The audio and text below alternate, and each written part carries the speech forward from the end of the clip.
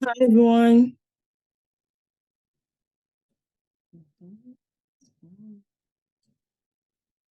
We are waiting for Dr. Christy to join us and then we will start. If she's already here.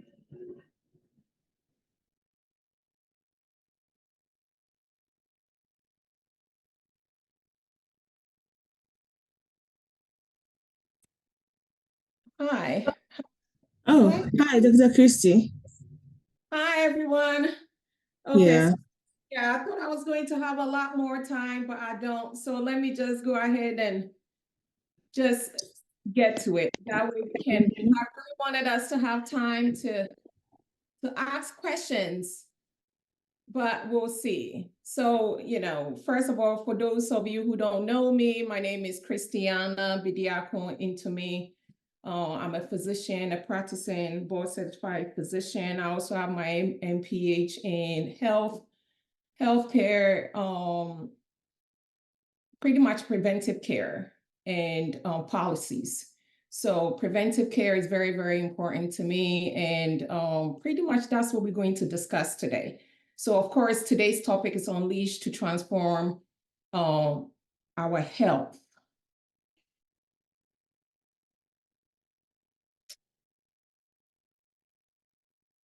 Can you all see my screen? Yes. Yes. Oh, okay. All right. So why is this healthcare session important to us as Christians? So pretty much healthcare awareness is the same. So I'll be using it interchangeably. Health or wellness is, as Christians is very important. And it's even stated in the Bible why it's important to us as Christians. If you look at 1 Corinthians chapter 10, verse 31, it says, therefore, whether you eat or drink, or whatever you do, do all to the glory of God. And then 3 John chapter 1, verse 2 says, beloved, I pray that you prosper in all things and be in good health. So God wants us to be in good health, just as your soul prospers.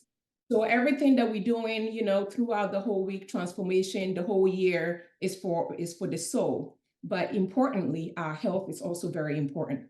And then Proverbs chapter 17, verse 22 says, a joyful heart is a good medicine, but a crushed spirit dries up the bone. And I want you to remember this verse because I'm going to talk about two very important dimension of our health.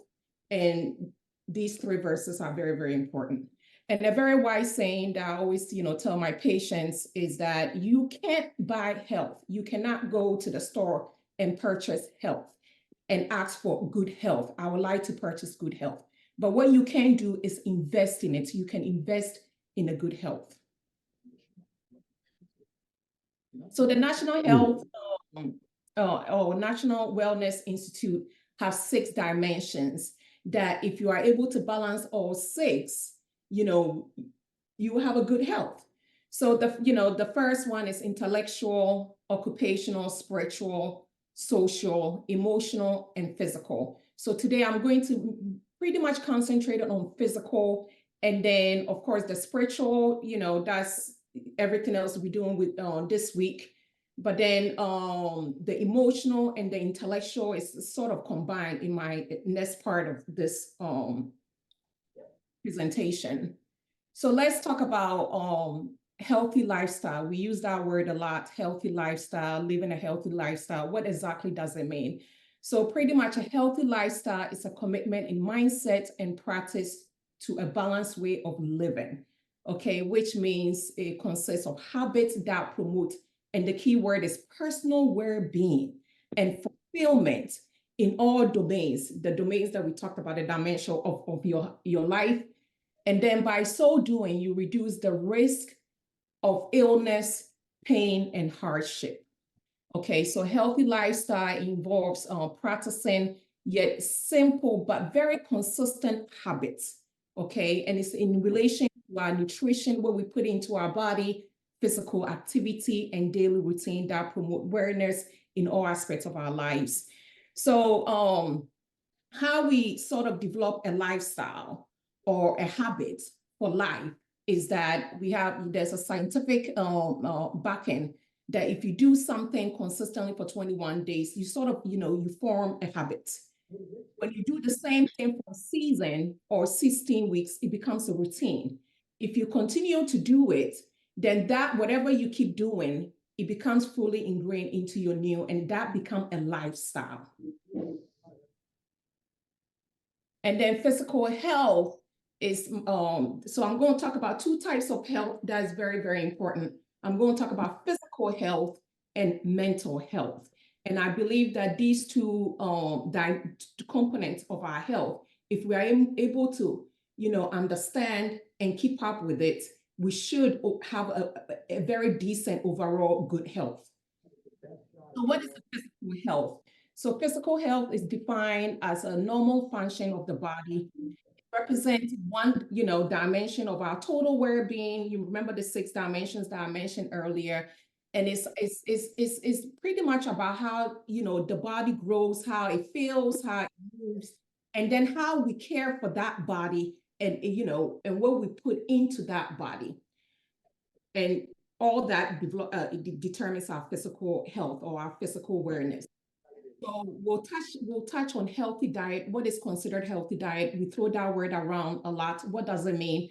There's something that is coming, is being around for quite a bit, but now there's studies backing it. I'm a big believer in it. So we'll touch base on it. It's called the intermittent fasting, and something called metabolic switching, what it means. And then, of course, talk about exercise, personal hygiene, self-care, and then what is considered a healthy weight. So let's talk about diet, or healthy diet, so we call it. So in Genesis chapter, we all Christians. My faith is a big deal in my life, so I always try to, sort of correlates with what the Bible says in everything that I do and everything I believe in. Genesis chapter 1, verse 29 says, "Then God said, I give you every seed-bearing plant on face of the earth, and every tree that has fruit with seed in it. They will be yours for food." Okay. So when God created us, of course, he gave us instructions on what he thinks will be good for the body.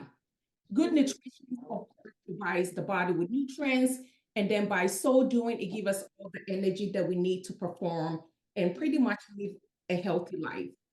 It is also, it reduces stress and inflammation in the body, which is associated with illness, injury, and mental health issues, okay?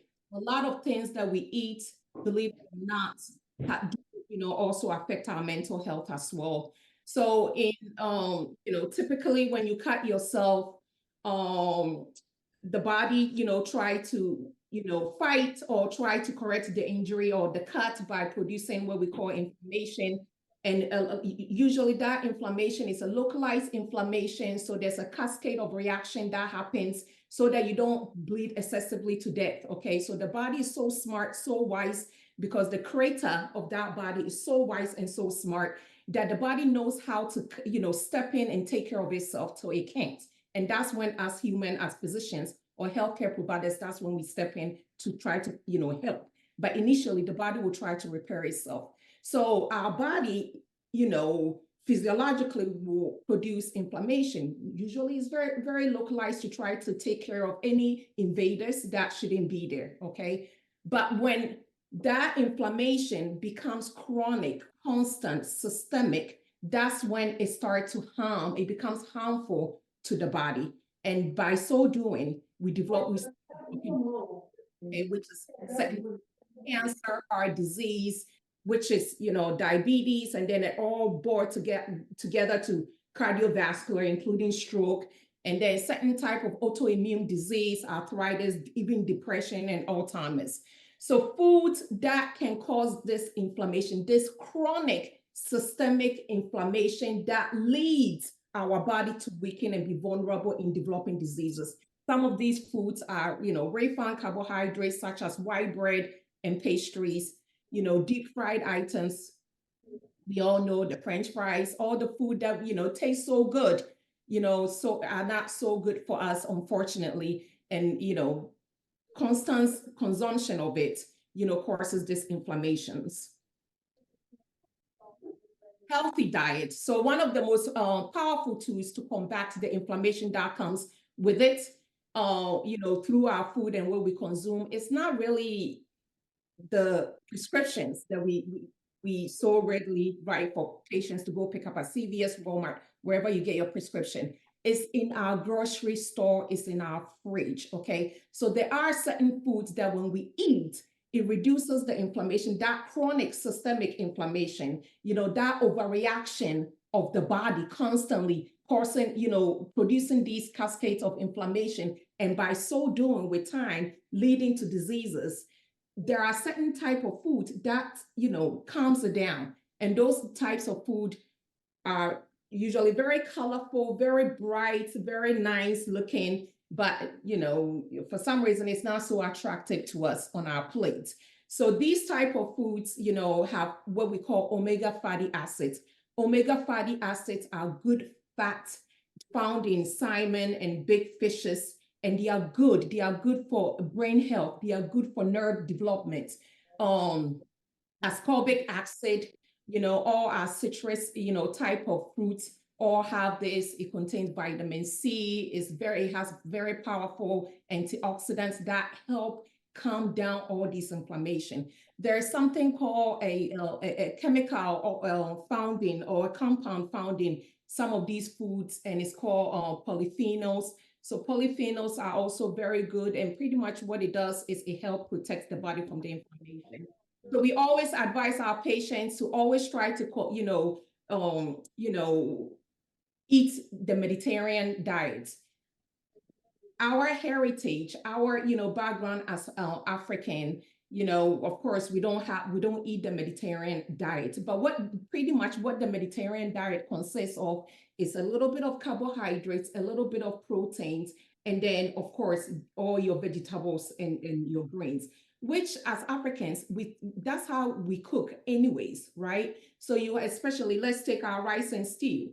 If you have your little bit of your portion of rice, and then you make sure that your sauce, right, to eat with the rice is something veggie, right? So making sure it's spinach stew versus tomato stew. If you're going to do the tomato stew, you make sure you have your salad on the side as well too. And then, try to stay away from your red meat every now and then, yeah. And then you eat in proportions, and making sure, you have your fish, or your grilled fish, your grilled salmon. That's a Mediterranean diet. You're still enjoying your African cuisine, but it's what we call the Mediterranean diet. And then, of course, coffee has a bad rep. I'm a big believer in coffee. I read a lot about, coffee and what it does to the body. And believe it or not, coffee, when it's consumed in a moderate amount, is actually very good for the body. And then dark chocolate and teas also have all these good inflammation fighters. And then, of course, you want to make sure you have good gut healthy foods. So what is mean by, good gut healthy food is, anything that is rich in probiotics and prebiotics. And nowadays, prebiotics and probiotics is becoming a big thing.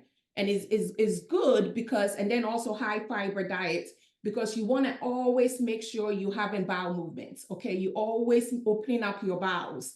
Some people can go days without having bowel movement, and they think it's normal. They think it's okay. It's actually not okay. What it does is, when it's piled up, it's building the inflammation, and with time, you develop a whole lot of GI, issues. It starts with IBS, and you can have IBS, constipation types, and then, colitis, enteritis, and then, with time, it just issues upon issues, all sort of GI issues, including cancer. So you want to make sure that regularly you open your bowels. So let's talk about intermittent fasting. Intermittent fasting, pretty much, and I don't want to be so scientific. I wanted to make this presentation very relatable, and this the only time I'm going to, really get scientific a little bit. So pretty much, just, in simple terms, I was told that my age range is from 13 to 35. So I just want to make sure that it's age appropriate. But when you consume especially with your carbohydrates, when you consume your rice, your jollof rice, your wache, your kenke, whatever that carbohydrates, get when it enters your mouth, it goes through your GI tract, and then the digestion process starts. So it's broken down and it's stored in your liver and your skeletal muscles as something called glycogen. So pretty much the glycogen is what is it gets broken down into glucose and it becomes energy for you. Okay. So it's stored in your liver, and the majority of it is stored in your skeletal muscles, which makes sense because you're going to need a lot of energy in your skeletal muscles because that's what you use for movement and mobilization. So heat is stored, okay? In intermittent fasting, and then when the glycogen is stored, is stored for about 6 to 8 hours, okay? So the intermittent fasting pretty much is a point of negative energy balance at which the glycogen glycogen stored in the liver are depleted. So glycogen, which is it gets converted to glucose, the energy, it gets depleted within that 8 hours. If you after the 8 hours, if you stop eating and there's no more glycogen, what the body does is it goes to your fatty acids, so your stored fats, and then it grabs the fats, and then it uses the fat as energy because the body needs energy, your brain needs energy, all your vital organs needs energy. So after 8 hours, right, when you are not eating, then it goes into the liver to the stored glycogen, and then it uses that. Once it's depleted, then it goes into it tapped into your adipose tissue, which is your fat, and then it breaks it down for energy. I hope you guys understand what I'm trying to explain. So what intermittent fasting pretty much is, there's a mechanism called metabolism switching. So what it means is after hours without food, the body exhausts its sugar, and then, the stored sugar, and then it starts burning fat, okay? But there's a limitation to how long you can go without eating, and we'll talk about it because is very important dimension. So there's two approach to this intermittent fasting, and this intermittent fasting is very well researched. A neuroscientist by the name of Matt Mattinson in John Hopkins dedicated 25 years into studying this, and now it's becoming a thing, and there's a lot of data behind it. So it's something I also believe in. The daily approach, okay, is so two approaches. It's either the daily approach or you do the 5-2 approach. The daily approach is you restrict daily eating to 6 to 8 hours. I like to stick with 8 hours, okay? So let's say you wake up at 8 o'clock, and then between 8 a.m. to 4 p.m., that's when you're eating, okay? So you want to make sure that whatever you eat, and you by also keeping in mind that you're eating all the healthy food and not eating so much all the food that triggers the chronic systemic inflammation, reaction. You want to make sure you eating the right food as well. You eat within the 8-hour period for each day, okay? And then for the rest of the day, you don't eat. So for 16 hours, your body is fasting. You wake up 8 o'clock, you eat your breakfast, noon, you eat your lunch, by 4 p.m., you eat dinner, you're done. And then that 16 hours that you are not eating, your stored glycogen will be used, to convert as energy to your brain and all that. And then, after 8 hours of no more stored glycogen, it taps into your adipose, your stored fats, and then it start burning that into energy for you, okay? The second approach that you can use is the 5-2 approach. So the 5-2 approach it involves eating regularly, okay, not junk, but eating, making sure everything is in proportion, your carbs, your proteins, everything that we have discussed so far. You eat regularly for 5 days, and then you eat one meal for 2 days, okay? And, so let's say, for instance, um, Monday through Friday, you eat just regular food because you're working. You have a job, it's very demanding job. So you eat regularly, maybe snacks here and there. And then you eat one meal a day for 2 days. That also is very effective. If you keep doing this, pretty much it's either you will maintain a healthy weight or you will start to lose weight so that your body will adapt into its healthy weight, and is very effective. I've tried it. I'm constantly doing it, and try it, and you see a significant change. But after certain hours, this is when it becomes tricky. After certain hours, there it's not effective. It's not effective anymore, and then it becomes dangerous to your body. Going without food for 24 hours, 36 hours, for days is not healthy, because after after the glycogen, the stored one is all used up. And then your body taps into your fatty acid, which is your adipose tissue. There are certain cells in the body that cannot depend on the energy from fat, like your brain cells, your your nerve cells, your blood. Blood production happens every 72 hours. It cannot rely on energy from fat. So if you don't eat for a certain amount of time, beyond that 16 hours that I've already mentioned, it taps into your protein, and then it starts to use the protein as energy. Okay, because there's no glucose, okay, there's no carbs, there's no glycogen, there's no, it can't use fat. Your brain can't use fat, your blood can't use fat to produce energy. So it taps on your muscles. So you start to see muscle wasting. Okay. And then sometimes it becomes so rapid, or it can break down the fat so rapid that it can send your body into something called ketosis. And that ketosis can send you into coma and all that stuff. And then starvation kicks in, and it's just not a good thing. It can kill you. So you want to make sure that the goal is to eat every day, that you are eating every day, and not eating and starving yourself. That's not healthy, and that's not what I'm trying to communicate. Okay. And then also, of course, with anything, you want to make sure you are, if this is something that you're interested in, talk to your doctor or your provider about it.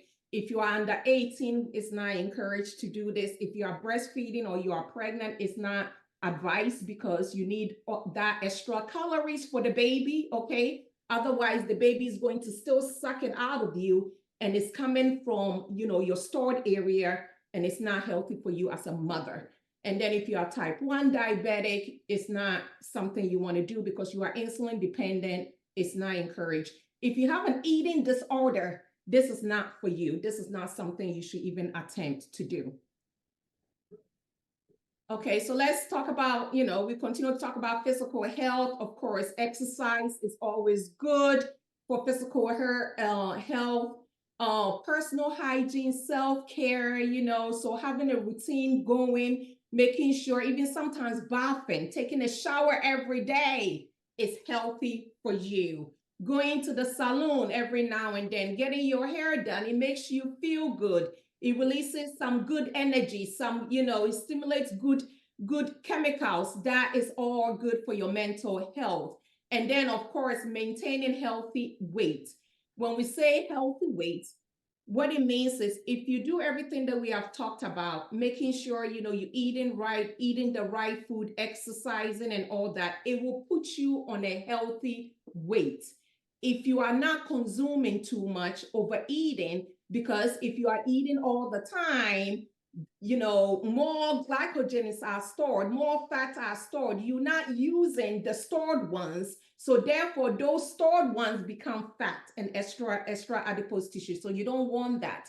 So maintaining a healthy diet is pretty much, if you do everything that you maintain a healthy diet, You don't want to be underweight and you don't want to be overweight. And by doing all these that I've mentioned will keep you in a very healthy weight.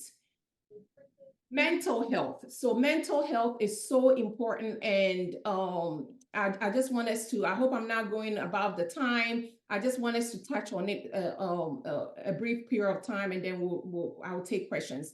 So Philippians chapter 4, verse 6-7, it says, do not be anxious about anything, but in everything by prayer and supplication with thanksgiving, let your requests be made known to God, and the peace of God, which surpasses all understanding, will guide your hearts and your mind in Christ Jesus. And this is my prayer to all of you this evening. Mental health is very, very, very important.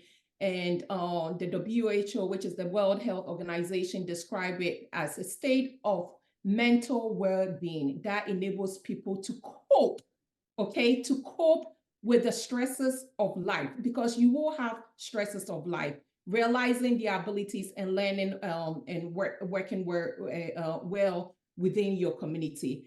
There is a tons of data, pretty much backing the relevance of why we need to, talk about this and deal with our mental health. So there's a difference between mild mental health, okay, which pretty much is just our everyday stresses, and, what we go through, stresses of life, and it's mild. But the difference between mild and the serious mental health challenge, which we'll mention, we'll touch base on some red signs, is that with mild, it's not persistent, it's very temporary, and it's not destructive. It doesn't stop your daily living. It doesn't remove you from your loved ones. It doesn't stop you from going to work or enjoying things you used to enjoy. It doesn't stop you from picking up a phone calls when your family, your relative is trying to get hold of you. It doesn't, stop you from withdrawing. It doesn't make you hear voices, those kind of things, okay? When you lose a loved one, the feeling you feeling is real. And it's normal, and it's normal for you to go through certain period of sadness, a little bit of withdrawn, but the difference is it doesn't affect your daily living, your life. So coping mechanism for mild mental health challenges, of course, by all means, if you feel like, oh, it's too much, you need to talk to someone, making sure you click in or you check in with a therapist, a counselor. I loved it when Melissa, when she was presenting it, and she mentioned counseling, Christian counseling, making sure Church of Pentecost invest in this. This is something that is very dear to my heart.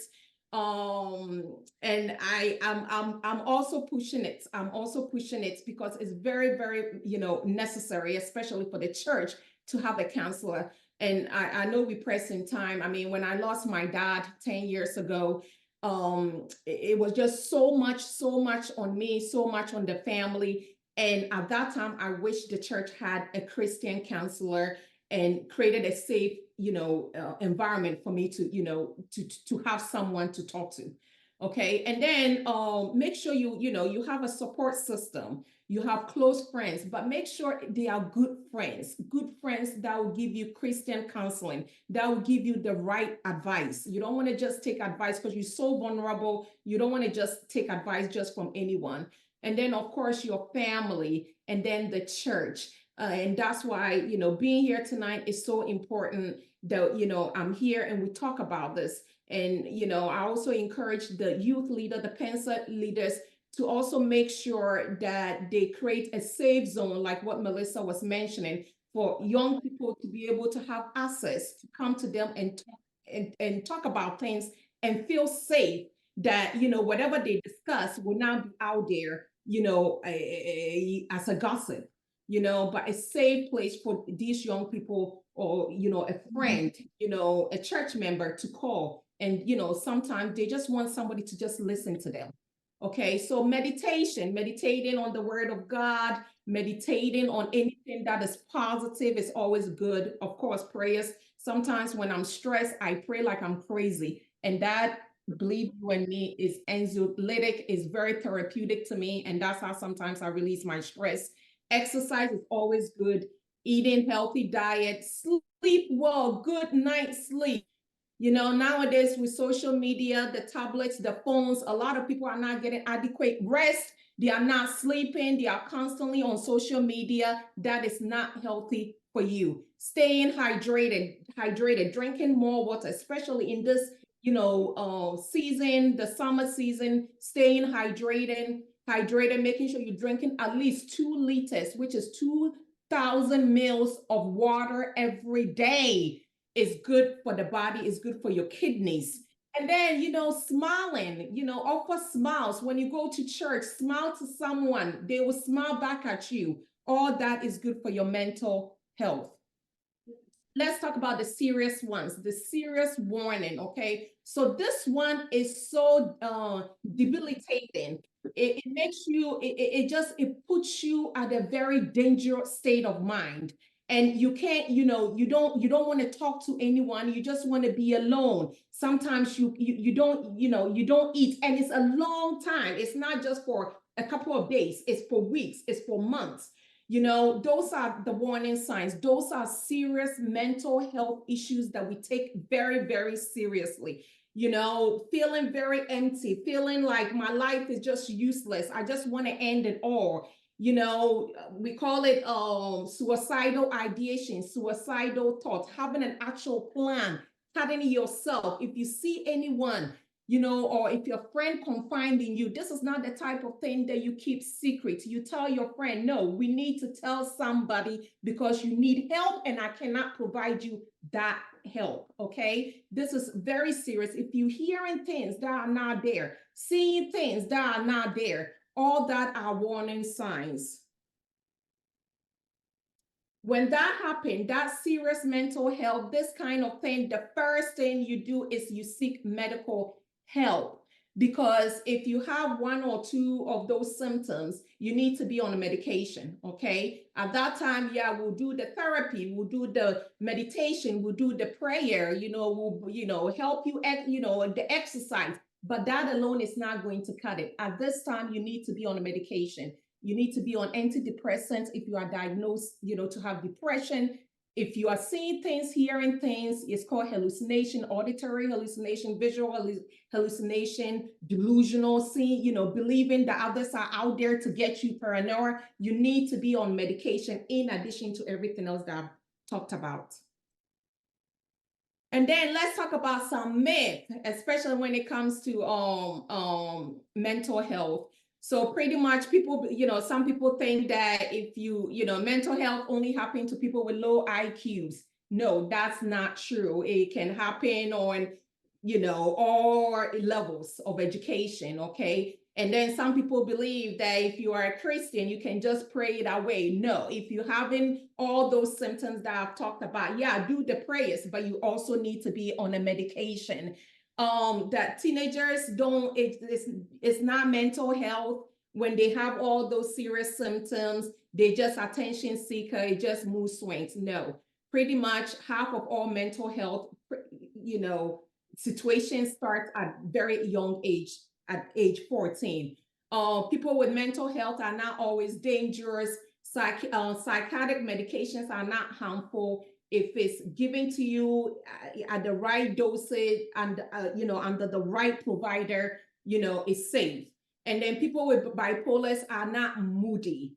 Okay, it's a cycle of different levels of moods that goes on, and it's for a long time. They're not moody today and then tomorrow they're laughing at you. They're laughing with you. That's not the case. Mental health condition is not a weakness.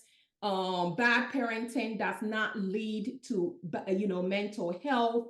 That's not true. You have people in all social economic status with mental health, okay, mental diseases. And then people with mental health needs cannot or will not be able to perform well at work or in school, and that's not true.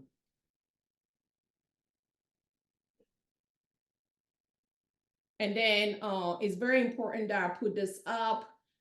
Take a picture if you know someone who you think, is going through serious, mental health, and you think, they talking about some things that are very worrisome, very similar to what we talked about tonight, thought of harming themselves, they feel useless, they don't want to move on in life, self-harm, make sure you help them. Or if you feel some of these things that we talked about, there are, helpline, a suicide and crisis lifeline out there.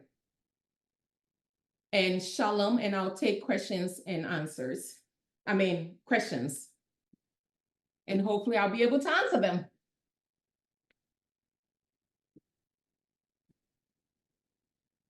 Any questions?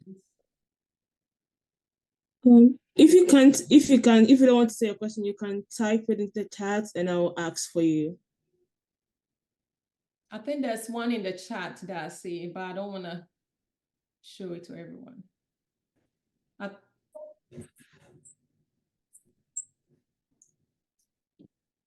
Not yet. Okay, I just want to add that I like the fact that, tonight we are talking about counseling, because I've come to realize the importance of it, and when you look at science in treating a person, science focuses on the holistic person, to make it complete, or the treatment complete. And I feel like, at a certain point in my life, it just dawned on me that, hey, there are certain aspects of my life that, no matter how powerfully I pray or how I read my Bible, if I have to deal with my emotional state, of mind, I have to be real with it and deal with it. And I think that it's something that maybe we have not really come to accept it, that, hey, emotionally, this is what you have to handle. This is what you have to take care of, because if I am going through a very difficult time of my life, believe me, I went through it, and I'm speaking from, my own experience, that when a time, there was a point in my life where, things were so difficult, and it wasn't like just financial, but it was just things that were just going on at the time in my life. And, it was very stressful and depressing for me. And did I pray much? I wouldn't say I did, because, if my mind is really not stable, then, the other things are hard to do. So I think that for us Christians, it's something that we have to deal with. In psychology, they let you know the underlying causes of your problems. What you've been through childhood, what were your experiences in life, all those things come into play in how we interpret things, or we relate in our daily activities with people. So I think that aspect is something that we have to be real with and deal with it as individuals. And for me personally, the source of my joy and happiness is having to deal and break down who I am as a person and what my experiences have been over the years from childhood, thinking about all those things and reliving some of the moments, and just, coming into a fuller understanding of what my life really is. So if we don't focus on that aspect and just try to cover everything with just the prayers, then we are sweeping stuff under the carpet, and we are not relating to people as real and lovingly as we should. Because when your heart is full of love and joy just by yourself, you can express it, in the best way possible for others, just as you would do for yourself. And that is how I relate to people, in a very, treating people in a very lovingly and important manner, that they matter, they're important, So I think that we have to be more real about it in the church. And I like the counseling aspect, of it, that if we incorporate that, that would be a great help. So, yeah. Okay, Deaconess Comfort, thank you very much for your contribution. About less than 15 minutes. So I'm going to ask the first question. Our sister was asking, I have been struggling with constipation for years, but as I get older, it has become physically taxing. I eat very little red meat. I work out regularly and I eat all the healthy foods you mentioned, but my bowels are stopped up. Is there anything else I can do? Should I look to take any medicine for my constipation? Yeah.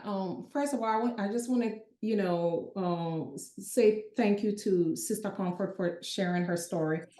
We hear you, and I'm sure your comments and your story, will also have a positive, impact on somebody else. To answer your question about the chronic constipation, is very, very common, especially, in pediatrics. I feel like when I did my inpatient pediatrics rotation, all we did was just disimpaction, just treating constipation. Okay, it just, some people naturally, their bowels is what we call lazy bowels. Just the peristalsis doesn't move the way it's supposed to go, and it's a bit slow. So I'm glad to hear that you're doing everything that we talked about. And if it's not improving, I will advise you that you go, further to talk to your provider. Okay, so that they will make sure that everything else is okay before. I don't want to slap a diagnosis on you, because I need more information, and there's more that assessment that goes into before we come with a diagnosis. So I'm not here to diagnose anyone, but I will encourage you to follow up with your primary care physician if you've done everything and it's not working. Thank you. And please give this iPhone and have a question. Yes, I do. Yeah, Doug, my question is, you talk about the 16-hour fasting. Yes. So between the 16-hour fasting, can you drink coffee? Sometimes when you're going to work in the morning, you are so sleepy that you don't even know what to do, and you need some coffee to wake yourself up. So I was asking this question, if it's okay to drink coffee. Yes, you can, but they encourage you to drink it without the cream. So black coffee. Okay. Yeah. Okay. Thank you. No problem. Please, do we have any other question?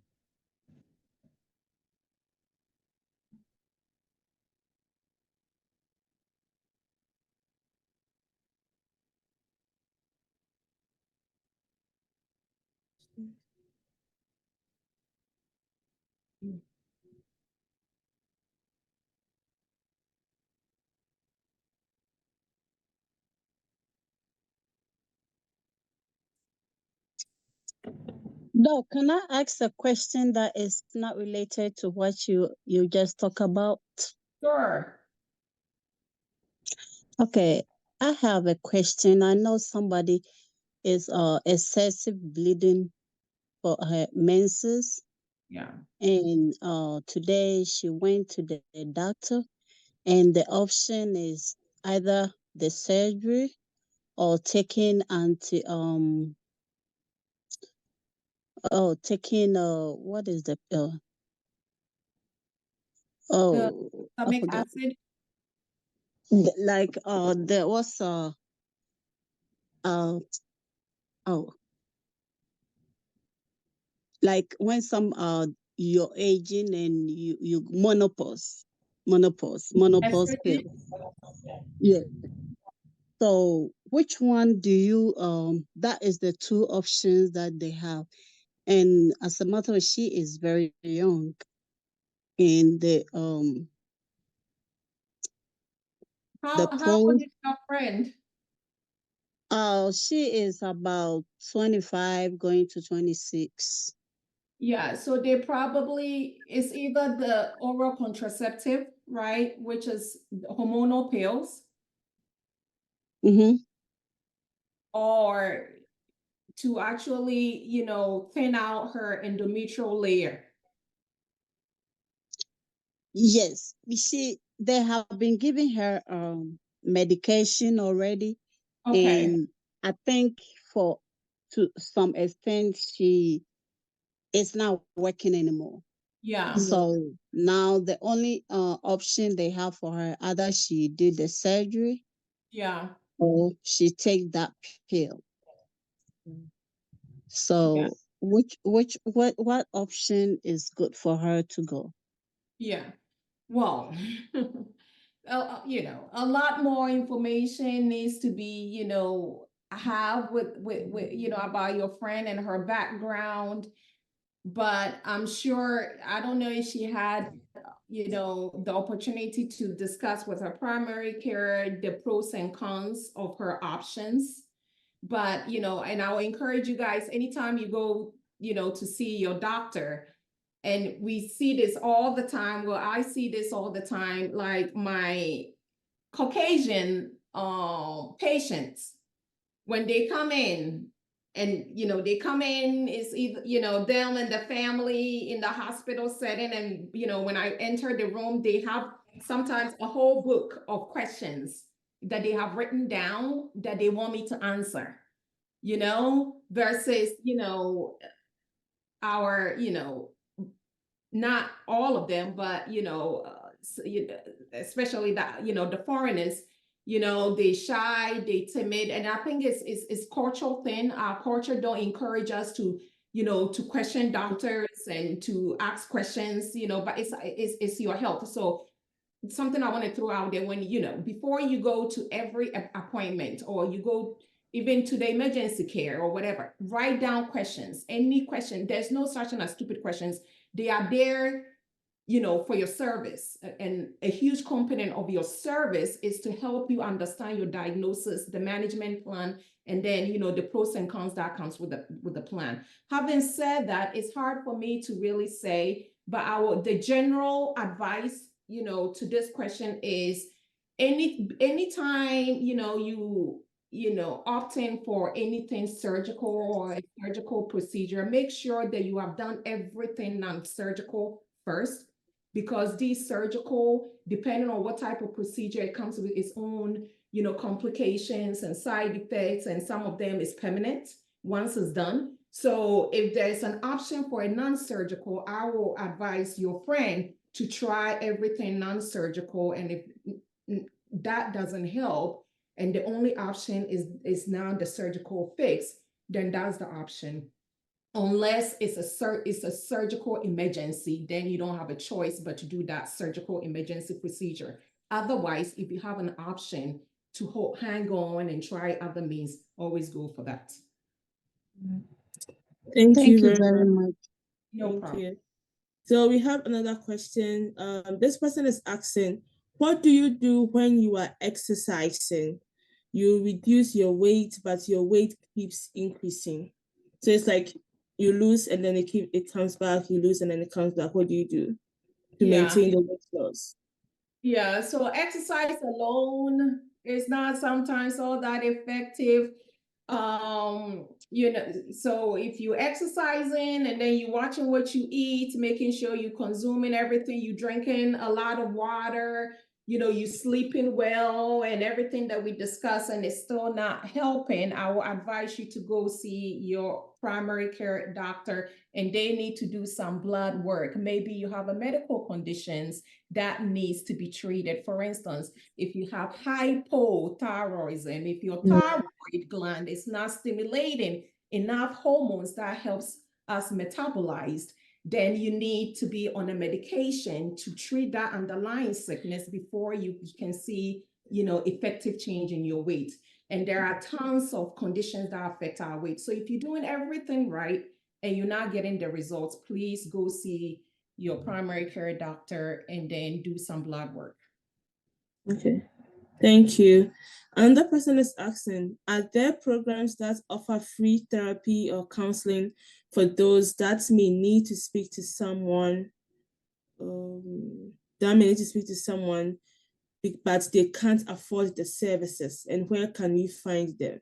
Yeah, there are programs out there. It's all over the net, but I, you know, just tread with caution. But the first place to start is at, the county where you live in. In every county, there's a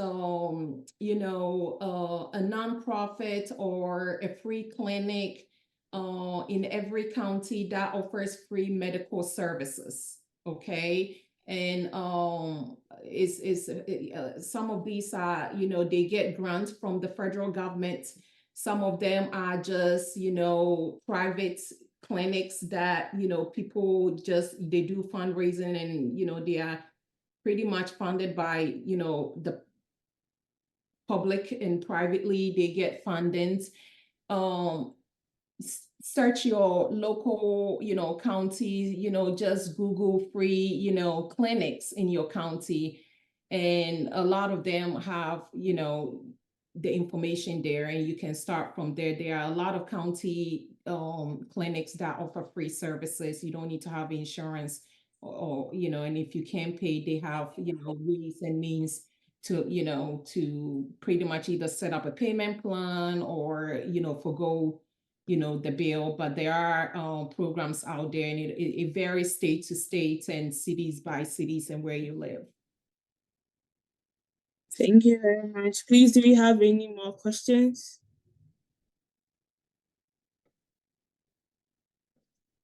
Yes, I have a question. Sure. Let's say I need an advice. Let's say as a newly wedded wife, Yes. very virtuous, and is trying to please her husband, but at the same time she's attending school and she really wants to finish up her school before she starts having children. Is there any like advice on how not to, because she's very fertile, on what to do not to have a child within the 2 years so she can complete her school? Yeah, there is, but In a Christian way? I'm sorry? No, I'm saying like in a as a Christian, Christian. what does that mean? Because what does that mean? Because what does that mean in a Christian way? I mean, because I've heard other ways, that other methods that people use, but I keep asking myself, is this a godly way? Does Jesus is it pleased with God? So so that's why I just want to ask, because I'm not sure. What method are you talking about? Like injections or condoms. You mean you mean contraceptives? Yes. So like as a Christian, like what's the best way, to to so you won't have children until you finish your education, but at the same time you're trying to please your husband because you're a virtuous wife? Well, the thing is, and I think I saw Pastor on this, and I would love for Pastor, to jump in. I'm going to give you the medical advice as a physician. Okay, so as a physician, if you come to me, my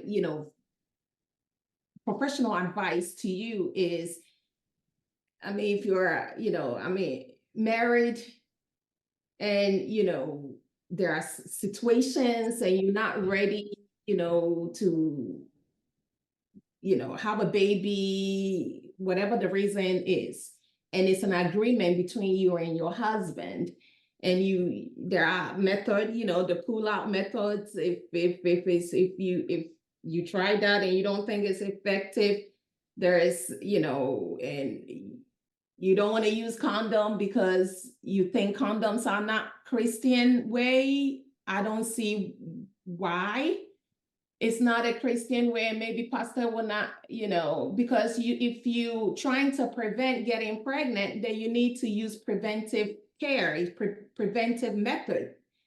Any method other than what is out there, if it's classified as Christian way, then I don't think I have answer to your question, unfortunately, because any other method to prevent that natural thing to happen all falls under the non-Christian ways. So, of course, spermicide, you're preventing the sperm from getting to where it's supposed to go to conceive, right? Condoms do the same thing, or, contraceptives, depot shots, implants, all that are designed to, to do the same thing. So if it's all classified as non-Christian way, then I don't know. I don't know. I don't have an answer. And I'm sorry because I just jump in there, jump in here. It's your territory. I don't know what to say. Yes, praise God. Hallelujah. All right. Contraception is not a sin. Thank you. It's not a sin to use contraception. So the only thing that is sinful is abortion. When you allow fertilization to take place and then you terminate that pregnancy, that is abortion. That one is ungodly. But when you prevent fertilization to take place, prevent fertilization from taking place, that is what all the contraceptives do. And I don't think it is sinful. There's nowhere in the Bible that is stated in the sin. Now, these are due to some false teachings that are going on. Some people use the story of Judah's wife and Judah's brother. When Judah died, Judah's first son died, and his brother was supposed to take over his wife and raise children for him, his dead brother. And then the Bible said that you have intercourse with the woman, but pull out and spill the semen on the ground. And because of that, God killed him. Now, God did not kill him because he spilled the semen on the ground, but he killed him because of the intention. He was supposed to honor his brother. If you won't do it, why then go for the woman? See, so that is why God killed him. So some churches use that to say that contraception is wrong. It's not. If you look at somebody like Moses lived 120 years. He married at the age of 40, I think. And he had 2 children. So can you say that for all the 80 years that Moses lived or so, he had intercourse with his wife only twice?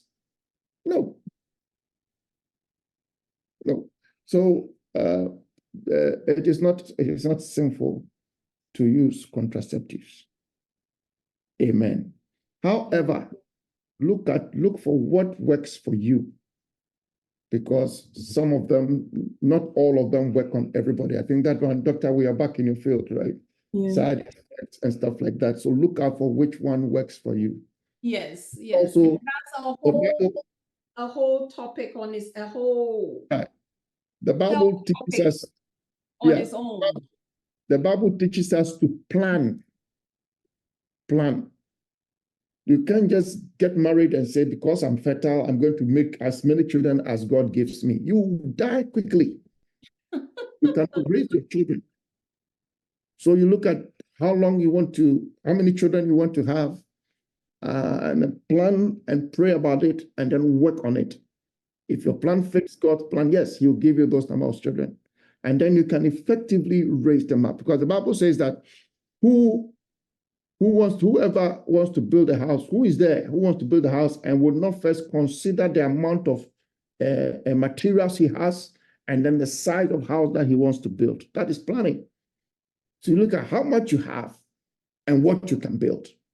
And then you build according to your resources. That is planning. So the Bible encourages us to plan. So as Christians, we need to put on. So like you said, you are married, yes. You want to please. Hallelujah, Pastor. Yes. Please, sorry for the interruption. Please, they said the is done, and they are waiting for us. So. Oh, okay. Sorry about that. Dr. Christy, please. Someone wants to find out if you can share your presentation guideline with us after we are done. Sure. Why not? Okay. Yes. Yeah. Okay, thank you. So I think we leave. Yeah, I think we have to leave and then go back to the main room because the other group is done. Crystal, are you able to get me back in the, what do I do? Stop. Okay, so I think need if we, to- if you start sharing, then you leave the room, it will take you back to the main room. Okay.